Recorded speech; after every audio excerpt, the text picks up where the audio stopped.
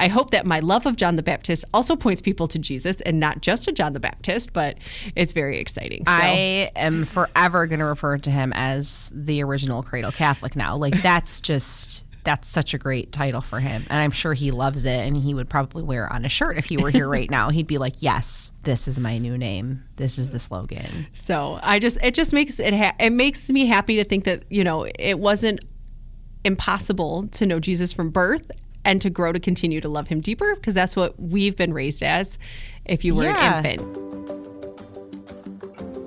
This episode of Beyond Sunday is brought to you by Assumption University in Windsor, Ontario, one of Canada's most historic Catholic institutes of higher learning, tracing its origins to 1857.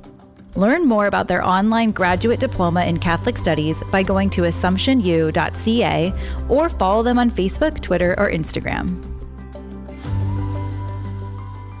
Welcome to Beyond Sunday, a podcast for parents like us, striving to weave the Sunday experience into the everyday moments of our week. I am your co-host, Nicole Joyce. And I'm Tara Stenger, your guest co-host for the week.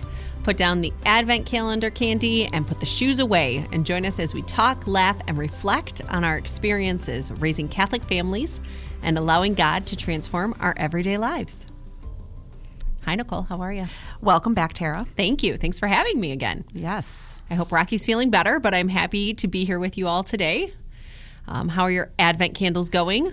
Well, we have these glass ones that are different colors, Fancy. like purple glass and pink glass, and then we put beeswax candles in them. So the first one is just like a puddle of beeswax, but it's still working. It's fine. Very nice. Yes. Very nice. Mm-hmm. I always wonder about them getting down to that little stub. Like, are we going to make it?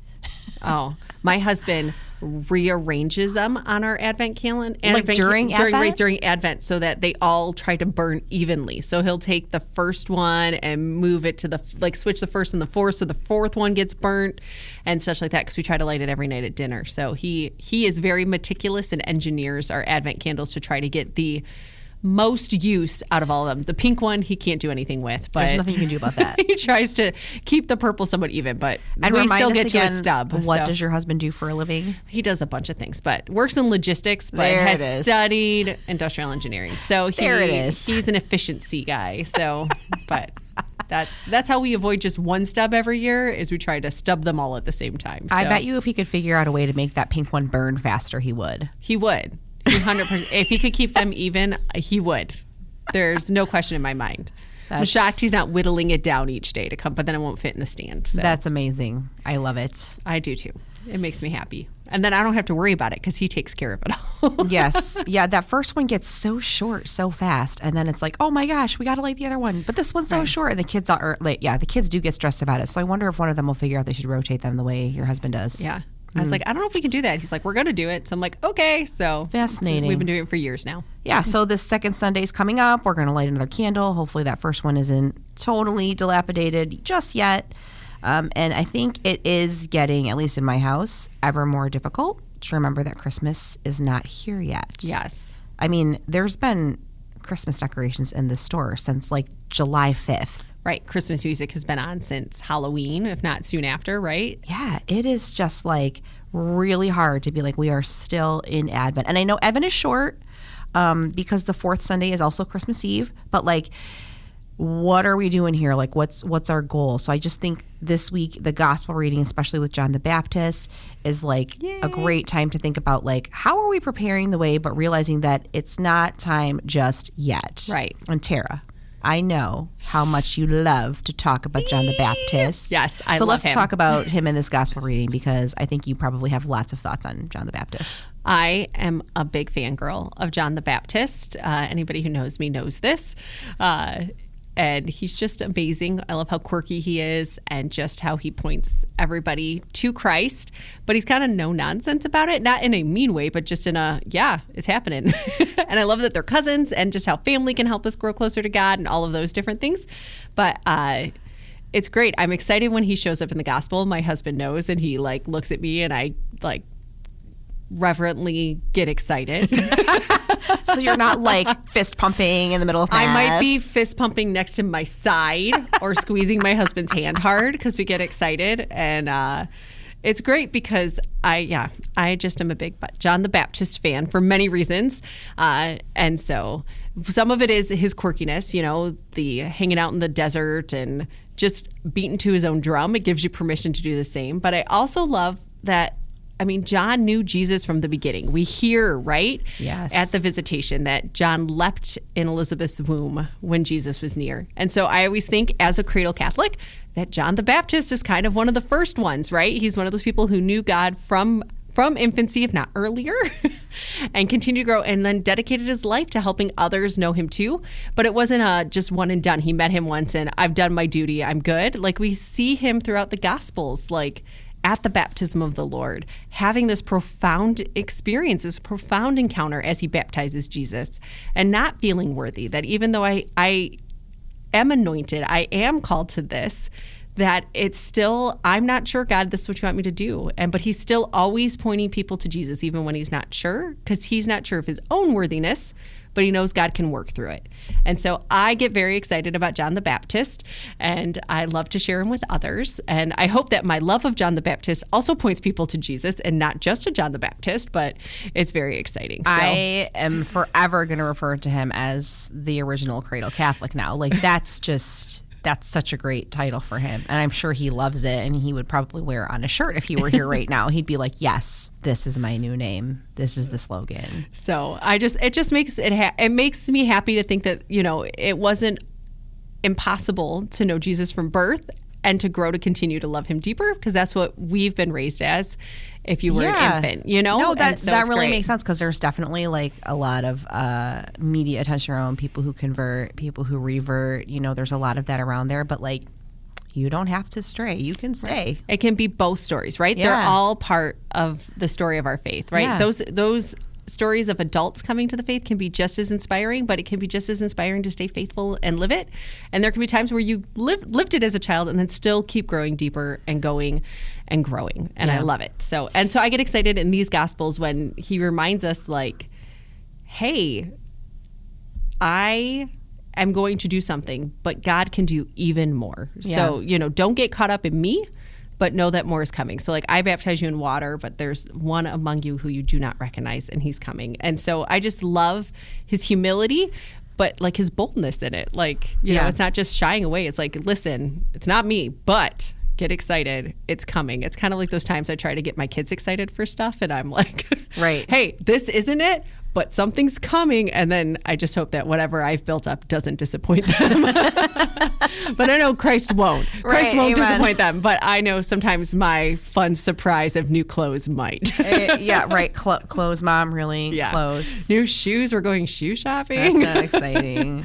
But you need winter boots. It's cold out. So. But I do love how John the Baptist is such a good model for this like super exciting like anticipation, but also like we're still waiting. He's not like, let's celebrate now, even though he's not here yet, right? Like he's really modeling this disposition that we're all trying to be in as we come into the second week of Advent. Like, yes, it's getting very close, but it is not here yet, and we're going to prepare the best possible way we can. And him doing that through baptizing people in the River Jordan is just like, that's my fave. I love it. I love how you just described that, like celebrating and he's not here yet. It'd be like throwing a surprise party and having the cake and doing all that before the person even gets there. And then you're like, surprise! And they're like, oh, we ate your cake and had the pizza, but and we needed your presents. Like, it's not, there can be that preparation of things have to happen ahead of time, but we know the focus and our main celebration is on Christmas. Yes. Yes. I love it. So we have some saints coming up this week. I know. It's so exciting. It's like super exciting. This is the other part, right? Like it's building up the anticipation. So the waiting is still happening, but there are a few things that you can do to continue to celebrate as you get closer. And the first one is St. Lucy. And I personally think she's very cool. And if you have boys, they probably think it's very cool that she's often depicted with her eyes on a plate. It's usually, have you ever done like the grapes on a plate to be the eyeballs? No. I kind of want to now. Yeah, you serve eyeballs. Oh. Or you like or olives. You see it sometimes around Halloween, like learning about like the gory saints. Yes. And you do like put your hand in a box and what does it feel like? And it's grapes, but it feels like eyeballs and such like that. But yes, but that's how she's often depicted, right? Is her eyeballs on a plate. Eyeballs on a plate. So the kids think that's super cool for whatever reason. But she's such a wonderful model of sacrificial love for Christ, right? So I mentioned this in a previous episode, but because Lucy means light, she's the patron saint of sight, eyesight, people with eye illnesses. Issues, yeah. Yes. So we always go to look at the Christmas lights on her feast day, and we talk about bringing light into the world, and we talk about what a gift it is to have our sight and to be able to enjoy things that are beautiful. That's beautiful. Yes. Especially with it being so dark. Just outside at this time of year, it's so great when you can. That's why I love Christmas lights. They give you just that joy, or finding a new neighborhood to go check out and see the lights there, or go if it's warm enough. That's a relative word in December, but being able to go for a walk outside. We have a lot of neighbors that do like the big arches over the sidewalk, and you walk through the tunnel of lights and things. So those are really cool. Or taking your flashlights out as you're going for a walk, like all those different things can really make it memorable. And it's such a good opportunity to really help them start connecting beauty with their faith, right? Like we are all drawn to beauty already, but like giving them the words and the vocabulary to say like, this is so beautiful, and this reminds me of what a gift it is to be here, or what a gift it is to have my family, like to point to that deeper meaning of what we can kind of pull from or extract from seeing something beautiful and point it back to our faith and our love for each other and for Christ. I think giving them that language early is so helpful, because that's something that they will kind of fall back on even in their moments of stress, or maybe they do fall away, but we're building a foundation for them to be able to have those words in the future as they get older. Right. And I think too, like you were just saying, to go out to do this, I think as you were talking of love of God and love of neighbor, so that beauty, but also this Thanksgiving that my neighbors decorated their houses, that they went through these efforts to do that I'm appreciative of them and thankful for them. Helping bring this joy into my life. And then what are other opportunities and places we can be thankful for what people have done and find joy in that. So usually we go look at the lights and we pop popcorn and take like some cookies with us. But nice. I am very seriously considering bringing some grapes with us now. It can be both. Like I like to do pretzels and marshmallows, or popcorn and marshmallows and things like that. So you could just do both. You could have a sweet or sweet and a healthy treat. So grapes and that. So yes. And I do want to give this little like real life tip for you all. If your kids have never been exposed to St. Lucy before and they're like, Dad, why does this lady have eyeballs on a plate? What is going on here? We just have this little note that martyrs are often depicted showing some aspect of the death that they endured. And that's a reminder that what was painful in this life, when endured for the love of Jesus, can be transformed into a victory and God's glory in heaven. So it's really, the martyrs are happy to be depicted in this way, even though it's a sign of how they died. They did so for Christ, and now we know that they are in heaven enjoying eternal life and the beatific vision. So it's a good way to kind of help kids kind of turn this idea on its side and not think about it as something that's scary or sad, but think about the joy that came afterwards because they gave so willingly of themselves. And it's an opportunity still to learn more about their lives. They aren't known just for that one moment, but that's something that helps draw us closer in faith, to find ways that God might be calling us to die to self, or be a witness in the world, to call us to heaven, but to help others grow too. But I love learning about the saints. Like, I know we're going to talk about some more too, but this time of year too, because we're spending extra time with family and we're spending extra time with others. So the communion of saints gives us that opportunity to learn more about our spiritual family and start traditions with them, right? The traditions we have with Nana and Papa, or aunts and uncles. Well, we can have traditions with the communion of saints too. And so now you have me inspired about the popcorn, though. That could be good too. So, I know. Because it looks different, right? It starts as seeds and then it pops into something different. Oh, I love it. I love it. This is why I like hanging out with you, Tara. You have so many brilliant ideas. We inspire one another. Yes, it's fabulous. And then December 12th, we always celebrate Our Lady of Guadalupe. And I love her as a model for waiting with anticipation, because she appeared pregnant. Right.